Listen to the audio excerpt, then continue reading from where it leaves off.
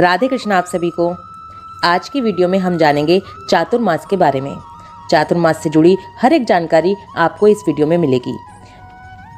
चातुर्मास क्या होता है, चातुर्मास का महत्व क्या है, ये कब से कब तक रहने वाला है, और एक प्रश्न जो हम सभी के मन में आता है कि चातुर्मास होता ही क्यों है, यानी कि भगवान योग निद्रा में जाते ही क्यों हैं। इसके पीछे की कथा भी हम सुनेंगे। चातुर्मास में हमें क्या करना चाहिए, क्या नहीं, ये सब कुछ आज की इस वीडियो में जानेंगे। वीडियो थोड़ा लंबा हो सकता है, इसलिए आपसे रिक्वेस्ट करूंगी कि वीडियो को एंड तक जरूर देखिए। हर साल आषाढ़ मास के शुक्ल पक्ष की एकादशी तिथि को देवशयनी एकादशी का व्रत रखा जाता है। माना जाता है कि इस दिन भगवान विष्णु पूरी सृष्टि का संचालन भगवान शिव को सौंपकर स्वयं क्षीर सागर में शयन के लिए चले जाते हैं। इसके बाद भगवान विष्णु कार्तिक महीने के शुक्ल पक्ष की एकादशी तिथि को जागते हैं। याद है ना, देव उठनी एकादशी आती है जब हम देवों को जगाते हैं। भगवान विष्णु के शयन काल की यह अवधि 4 महीने की होती है। इसी वजह से इस अवधि को चातुर्मास कहा गया है। इसके बाद ये देखते हैं कि चातुर्मास का महत्व क्या है। सनातन धर्म में चातुर्मास का विशेष महत्व है। इसमें आने वाले 4 महीने, जिसमें सावन, भादो, अश्विन और कार्तिक का महीना आता है, चातुर्मास के चलते एक ही स्थान पर रहकर जप और तप किया जाता है। चातुर्मास में किसी भी तीर्थ की यात्रा करने को निषेध बताया गया है, लेकिन चातुर्मास में केवल ब्रज धाम की यात्रा की जाती है। ऐसा माना जाता है कि सभी तीर्थ चातुर्मास के दौरान ब्रज धाम में आकर निवास करते हैं, इसलिए चातुर्मास में ब्रज धाम की यात्रा जरूर करनी चाहिए। अगर पॉसिबल हो तो आप 4 महीने के लिए ब्रज धाम का निवास ले सकते हैं, उसका तो बहुत ही पुण्य मिलता है। लेकिन ये तो हर किसी के लिए पॉसिबल है नहीं, तो आप ऐसे भी कर सकते हैं। चातुर्मास जिस दिन शुरू हो रहा है तब आप एक दिन के लिए जाकर वहाँ पर निवास करें, और फिर जब चातुर्मास समाप्त हो रहा है तो आखिरी दिन में जाकर ब्रज धाम में निवास करें। ऐसा करने से भी ब्रज धाम निवास का पूरा फल मिलता है। चातुर्मास के चलते एक ही स्थान पर रहकर संत मुनि सभी लोग जप तप करते हैं। वर्षा ऋतु और बदलते मौसम से शरीर में रोगों का मुकाबला करने, अर्थात रोग प्रतिरोधक जिसे हम इम्यूनिटी कहते हैं, वो भी बहुत वीक हो जाती है। इन 4 महीनों में व्यक्ति की पाचन शक्ति भी बहुत कमज़ोर हो जाती है, और जल में, भोजन में हानिकारक बैक्टीरियाज जो होते हैं उनकी तादाद भी बहुत अधिक बढ़ जाती है। इसलिए इसका साइंटिफिक रीज़न भी है, जिसकी वजह से खाने की कुछ कुछ चीज़ों को त्याग करने के लिए बताया गया है, और हमारे पुराणों के हिसाब से तो इसका महत्व है ही। चातुर्मास सनातन धर्म के साथ साथ जैन धर्म में भी बहुत माननीय होता है। आज भी जैन मुनि चातुर्मास में एक ही स्थान पर बैठकर जप तप, साधना और प्रवचन करते हैं। रामचरितमानस में एक प्रसंग है जिसमें भगवान श्री राम वनवास के समय चिंता व्यक्त करते हैं कि चौमासा भी बीत चुका है, अब हमें लंका की ओर प्रस्थान कर देना चाहिए। इससे पता चलता है ना कि चौमासे के दौरान भगवान राम ने भी लंका की ओर प्रस्थान नहीं किया था, क्योंकि चौमासा एक ही जगह पर रुकने के लिए बताया गया है। इन महीनों में खान पान, व्रत के नियम और संयम का पालन करना चाहिए। ये भी मान्यता है कि आषाढ़ मास की देवशयनी एकादशी के दिन भगवान विष्णु योग निद्रा में चले जाते हैं, इसलिए इस समय किसी प्रकार के मांगलिक कार्य नहीं किए जाते। मांगलिक कार्यों की फिर शुरुआत कार्तिक मास की देव उत्थान एकादशी के दिन से होती है। चातुर्मास के दौरान, यानी कि इन 4 महीनों में विवाह संस्कार, गृह प्रवेश आदि सब मंगल कार्य जो होते हैं वो निषेध कर दिए जाते हैं। लेकिन चातुर्मास के इस काल में व्रत और पूजन का विशेष लाभ होता है। अब ये जान लेते हैं चातुर्मास कब शुरू हो रहा है और कब समाप्त होगा।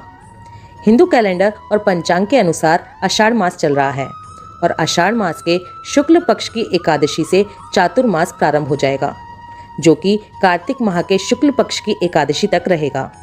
यानी चातुर्मास पूरे 4 महीने का होता है। इसके बाद जो सबसे ज़्यादा प्रश्न सबके मन में आता है वो जानते हैं कि भगवान सोते ही क्यों हैं, इसके पीछे की कथा क्या है। इसके पीछे की कई कथाएं हमारे पुराणों में बताई गई हैं। पुराणों में बताई गई जो पहली कथा है, उसके अनुसार राजा बलि ने तीनों लोकों पर अपना आधिपत्य जमा लिया था। इस वजह से सभी देवता और इंद्र बहुत अधिक घबरा गए थे। घबराकर जब वो भगवान विष्णु के पास पहुंचे और सहायता मांगी, तब भगवान विष्णु ने वामन अवतार लिया और राजा बलि से दान मांगने के लिए पहुंच गए। वामन भगवान ने दान में 3 पग भूमि मांगी। 2 पग में भगवान ने धरती और आकाश को नाप लिया, और तीसरा पग कहाँ रखें। जब इस तरह से बलि से पूछा तो बलि ने कहा कि आप तीसरा पग मेरे सर पर रख दीजिए। इस तरह बलि से तीनों लोकों को मुक्त करके भगवान विष्णु ने देवराज इंद्र का भय दूर कर दिया। लेकिन राजा बलि की दानशीलता और भक्ति भाव देखकर भगवान विष्णु ने बलि से वर मांगने के लिए कहा। भगवान ने कहा, बलि मैं तुमसे बहुत ही प्रसन्न हूँ, तुम मुझसे कोई भी वर मांग लो। बलि ने भगवान से कहा कि आप मेरे साथ पाताल की ओर चलें और हमेशा वहीं निवास करें। भगवान विष्णु ने अपने भक्त बलि की इच्छा पूरी की और पाताल लोक को चले गए। इससे सभी देवी देवता और देवी लक्ष्मी बहुत ही चिंतित हो गई। देवी लक्ष्मी ने भगवान विष्णु को पाताल लोक से मुक्त कराने के लिए एक चाल चली और पहुंच गई एक गरीब स्त्री बनकर राजा बलि के पास। इन्होंने राजा बलि को राखी बांधी और बदले में भगवान विष्णु को पाताल से मुक्त करने का वचन मांग लिया। भगवान विष्णु अपने भक्त को निराश नहीं करते, इसलिए बलि को वरदान दिया कि वो हर साल आषाढ़ शुक्ला एकादशी से कार्तिक शुक्ला एकादशी तक पाताल लोक में निवास करेंगे। इसी में दूसरी कथा के अनुसार एक अन्य कथा है जिसमें बताया जाता है शंखचूर नाम के असुर से भगवान विष्णु का लंबा युद्ध चला और अंत में वो असुर मारा गया। युद्ध करते हुए भगवान बहुत थक गए। तब भगवान शिव को त्रिलोक का काम सौंपकर भगवान विष्णु योग निद्रा में चले गए। इसलिए इन 4 महीनों में भगवान शिव ही पालन करता भगवान विष्णु के काम को भी देखते हैं। यही कारण है कि सावन में भगवान शिव की विशेष पूजा होती है। और अब सबसे इम्पोर्टेंट बात ये जानते हैं कि चातुर्मास में हमें क्या करना चाहिए और क्या नहीं। चातुर्मास के 4 महीनों में व्रतों का पालन करना बताया गया है। इस दौरान हमें भूमि पर सोना चाहिए, सूर्योदय से पहले उठना चाहिए, प्रतिदिन अच्छे से स्नान जरूर करना चाहिए। इन 4 महीनों में जो व्रत धारण किया जाता है उसमें केवल एक ही समय भोजन किया जाता है। जैन धर्म में इसे एकाशना कहा गया है। हाँ, रात्रि को आपको भूख लगे तो आप फलाहार कर सकते हैं। इन 4 महीनों में ब्रह्मचर्य का पालन करना चाहिए। जितना हो सके सत्संग, भजन, कीर्तन करें। विष्णु पुराण, शिव पुराण, रामचरितमानस, भगवत गीता, किसी भी तरह का पुराण ग्रंथ आप लगा सकते हैं इन 4 महीनों के लिए। भगवान विष्णु और शिव जी की उपासना करें। इस दौरान कोई मंगल कार्य नहीं किए जाते, लेकिन इस दौरान पूजा पाठ, दान, इन सब चीज़ों का बहुत विशेष महत्व है। आप किसी भी मंत्र जाप का नियम भी ले सकते हैं। ओम नमः शिवाय, ओम नमो नारायणः, ओम नमो भगवते वासुदेवाय। जो भी मंत्र आप आसानी से कर सकें उस मंत्र की रोजाना सुबह और शाम को माला करें। इन 4 महीनों में जितना हो सके उतना दान करें। इन 4 महीनों में 5 तरह के दान को विशेष बताया गया है, जिसमें एक है अन्नदान। आप किसी गरीब को, पशु को, पक्षी को अन्नदान कर सकते हैं। दूसरा है दीपदान। नदी के जल में दीपदान करें, मंदिर में दीपदान करें, तुलसा जी के पास दीपदान करें। तीसरा है वस्त्रदान। आप किसी गरीब को वस्त्र का दान कर सकते हैं। इसमें छायादान का भी विशेष महत्व बताया गया है। छायादान आपको याद होगा ना, हमने शनिवार वाली वीडियो में छायादान कैसे किया जाता है वो बताया था। शनि देव के निमित्त छायादान भी इन 4 महीनों में बहुत अच्छा होता है। इसके अलावा आप श्रमदान भी कर सकते हैं। श्रमदान कैसे किया जाता है? किसी मंदिर में सेवा करके, किसी आश्रम में सेवा करके, किसी संत गुरु की सेवा करके, और ज़्यादा ही नहीं तो आप अपने बड़ों की सेवा करके भी श्रमदान कर सकते हैं। अब इन 4 महीनों में क्या नहीं करना चाहिए वो जान लेते हैं। इन 4 महीनों में किसी भी तरह का कोई भी मांगलिक कार्य नहीं किया जाता, जैसे कि कोई विवाह संस्कार, जात कर्म संस्कार, गृह प्रवेश आदि सभी मंगल कार्य 4 महीनों के लिए निषेध माने गए हैं।